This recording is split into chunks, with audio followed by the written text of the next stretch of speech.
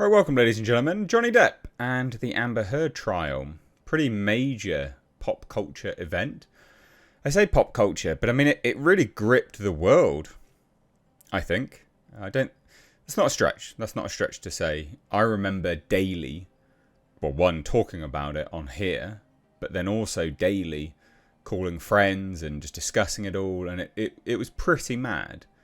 It spawned multiple YouTube careers from people. I know that much. I know there's lots of YouTubers that have popped up just because of that and have now since made a success of themselves.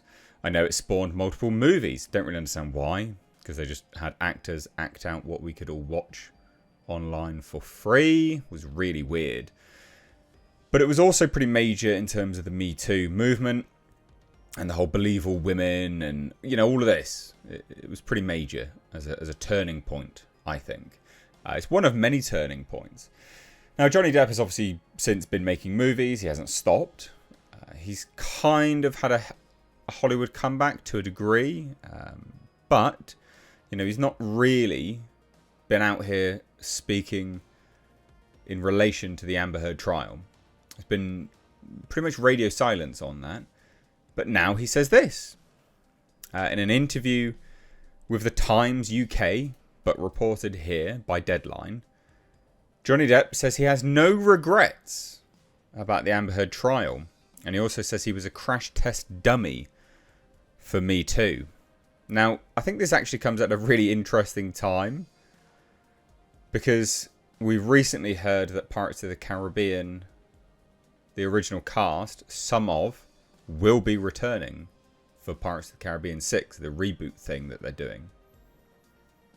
So this is an interesting timing. I'm not suggesting this means that he's going to be returning, but it is very interesting timing. So we're going to dive into this today. Please do hit subscribe if you're new here, guys. Do turn those bell notifications on. And let's take a look. I think this is an interesting... Well, I personally think it's pretty fascinating, actually. I think this stuff always is.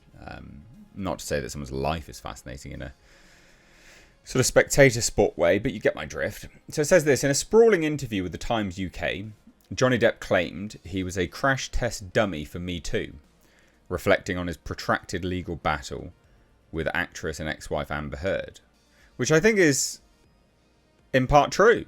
I don't necessarily think he was the only one. There'd been a few people that'd come out and had certain situations, some sort of allegations made against them, and you know, they've been cancelled but then come back and found false, etc., etc. But this was probably, I mean, this was the most high profile one. This was a major one. This was huge. The most high profile Me Too case, I think. Yeah. In terms of raw eyes on it all. So he says this: my comeback, honestly, I didn't go anywhere. Now this I find interesting. If I had the chance to split, I would never come back. I think that's, I don't know, sad. Because he almost sounds like he doesn't have the chance to split. It's like, sure you do. You can leave if you don't want to. You know, if you don't want to be around, you can leave. But I guess it's that fame. Now this actually goes some way to his previous statements and how he conducted himself and held himself even in the trial alone, when he said, you know, he's not a massive fan of the celebrity that he's got now, the celebrity status. So I think this kind of goes some way to showing that in some regards. But anyway, the Pirates of the Caribbean star, who classified his ousting from Hollywood as a boycott, praised the San Sebastian International Film Festival for sticking with him through, quote, all the hit pieces and the bullshit in 2021. The fest awarded him the prestigious Donostia. It's a highest accolade. And then last year, his second directorial effort, Modi, 3 Days on the Wing of Madness, garnered a long-standing ovation by the crowd. And he says, no, I have no regrets about anything, because truly, what can we do about last week's dinner? Not an effing thing. And that's to do with the trial itself. Which I think is a really interesting statement to make. I mean, it's an interesting sort of comparison, isn't it? What can we do about last week's dinner? Nothing. Oh, well, yeah. Why should you regret it, I guess? And as it says here, in 2022, Depp and Heard engaged in a contentious court battle, during which a jury unanimously found he was defamed. And after Heard filed an appeal of the verdict, the two announced separately that the case had been settled, with the money paid by Heard going to charity. The case stemmed from a 2018 Washington Post op-ed in which Heard said she was the survivor of domestic violence without mentioning Depp's name. Throughout the media circus that ensued during the live-streamed trial, Heard, who wields considerably less power as a woman who is not as well known nor cherished as veteran Depp, was largely raked over the coals, both online and by Depp's fans, who lined the doors outside the courtroom, receiving death threats. I mean, this is such nonsense framing. This is really, really bad taste framing.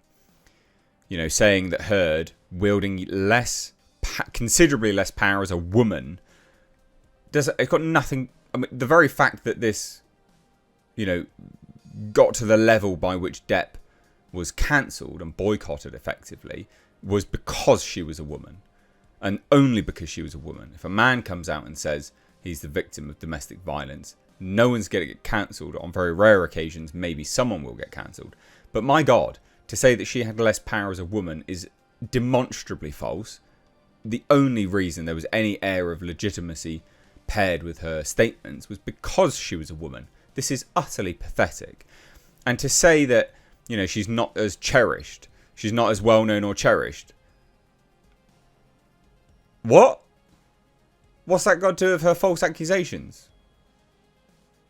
What's that got to do with it all? What are you talking about? Such bad framing. Oh, and you know, received death threats. Well, probably because she made false accusations, you pleb. Studies conducted by a research firm also indicated the overwhelming hatred she experienced on social media was not entirely human generated. Well, no, but there was also Amber Heard bots as well that were pro Amber Heard. This is such insane framing to me. It's absolutely insane. But anyway, the Virginia battle also followed a separate libel case in the UK with a son, blah, blah, blah. So anyway, when asked why he pursued the public trial in the US, Depp answered, quote, "Look, it'd gone far enough. I knew I'd have to semi-eviscerate myself. Everyone was saying it'll go away, but I can't trust that. What will go away? The fiction pawned around the effing globe? No, it won't. If I don't try to represent the truth, it will be like I've actually committed the acts I'm accused of, and my kids will have to live with it. Their kids that I've met in hospitals. So the night before the trial in Virginia, I didn't feel nervous. If I don't have to memorize lines, if you're just speaking the truth, roll the dice." I mean, that's bloody great response. That's a great response. Look, none of this was going to be easy, but I didn't care. I thought, I'll fight until the bitter effing end. And if I end up pumping gas, that's all right. I've done that before. What a legend, man. Like, what an unequivocal, humble legend. Like, I've said this many, many times. I don't think I've ever said it here on this channel, but I've said it in passing to lots of people that I know, is that you should always be open to doing any job you need to earn money. Legally, obviously. No one is above anything. You know, if you're down on your luck, you should do anything possible. You know, be it scrub toilets to earn money. I was once a delivery driver, actually. I used to deliver kitchens back in the day. It was very hard work, back-breaking work. I've done many, many different jobs throughout my relatively mid-level length of life. And it's important, I guess, to understand that that's the way of the world, actually. Is that when you need money, you just do stuff because you have to. No one's above anything. And if you think you are, you're absolutely not. And you need to understand that you're not. You really do. Because that sort of humbling element is what keeps you grounded. And the fact that, you know, Depp feels that way is great to me. It makes me think he's even more of a legend. So Depp also claimed his experience predated MeToo, and that's why people failed to support him. However, activist Tarana Burke's hashtag and movement were founded in 2006, later moving to the entertainment industry. Well, that's obviously what he's referring to, you pleb. So he says this, quote, "I'll tell you what hurts. There are people," and I'm thinking of 3, "who did me dirty. Those people were at my kids' parties, throwing them in the air. And look, I understand people who could not stand up for me, because the most frightening thing to them was making the right choice. I was pre-MeToo. I was like a crash test dummy for MeToo. It was before Harvey Weinstein, and I sponged it, took it all in. And so I wanted from the hundreds of people I've met in that industry to see who was playing it safe. Better go woke." That's great that you use that phrase. What a legend. What an absolute legend.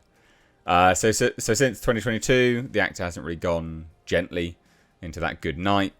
Hence the disagreement with the term comeback. That year, he made a surprise appearance at the MTV Video Music Awards. Later on, he embarked on a 2023 European tour with band Hollywood Vampires and was seen in Savage X Fenty's fashion show. More recently, he's set to reunite with Pirates of the Caribbean co-star Penelope Cruz in Lionsgate's upcoming Day Drinker, also featuring Madeline Klein. What a legend. This just makes me like him even more. Genuinely. What an absolute legend. Good that you got no regrets, Johnny, mate. Yeah, absolute legend. So there you go. I don't have much else to say. What do you guys think of this? Let me know down below. Thank you so much. Take care. Bye-bye now.